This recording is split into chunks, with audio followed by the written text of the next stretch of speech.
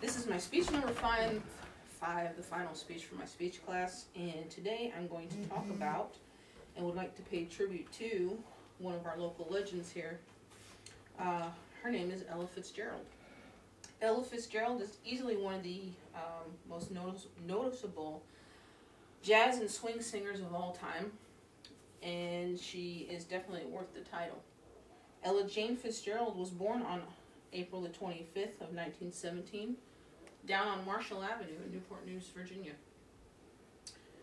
In the early 1920s, Ella's mom and her new husband moved her up to New York. Up there she had a rough childhood and the stepdad became abusive. In 1932, Ella's mom passed away. She had a heart attack. Ella was only 14 years old. After she dropped out of high school, Ella ran away from the juvenile home that she was put in for truancy, and she went to live with her aunt in Harlem. In November of 1934, Ella entered a talent show at the Apollo Theater in Harlem, and the audience loved her.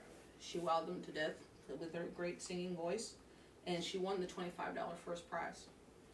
With the first prize, there was supposed to be a week's worth of work to work there at the theater, but the manager of the theater didn't think she was pretty enough to hold an audience. She went back to living on the streets, and she entered more contests, and she sang with local groups, local bands, local big bands, swing bands, for no pay. And shortly thereafter, she began singing with a band that was headed by the famed bandman by the name of Chick Webb. Her career took off, and by the age of 19, Ella had been called the First Lady of Swing. In 1937, she won the title of #1 female vocalist. That title was given to her by a poll of America's top jazz magazines. A year later, she and Mr. Webb recorded an old nursery song called A Tisket a Tasket. They gave it a swing vibe, and it became one of swing's most famous anthems, actually. The record did so well that it stayed at #1 for a little over 4 months.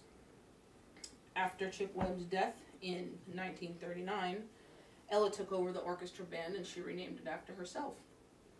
The band continued to record one successful song after another, and she went on to record many great hits by doing duets with the likes of jazz and swing greats like Duke Ellington, Count Basie, Louis Armstrong, and even Frank Sinatra.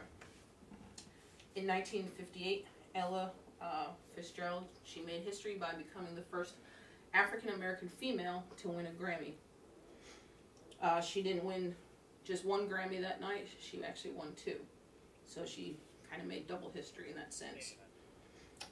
Through the 60s and the 70s, she continued to perform all over the world. And in 1993, after 60 years of a singing career and an entertainment career, Miss Fitzgerald hung up her hat. On June 15th, 1996, she passed away after years of declining health. She passed away in her home in Beverly Hills, California. So from Newport News to Beverly Hills, California, not a bad deal. Since her passing in 1996, she's been honored for her many works by having a U.S. postage stamp created in her honor and with her image on it. Here locally, the Downing Groves Cultural Arts Center in downtown Newport News named their newest theater after her.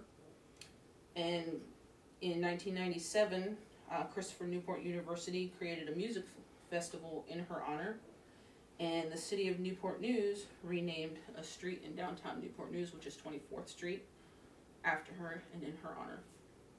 And that's all I've got on Ella Fitzgerald.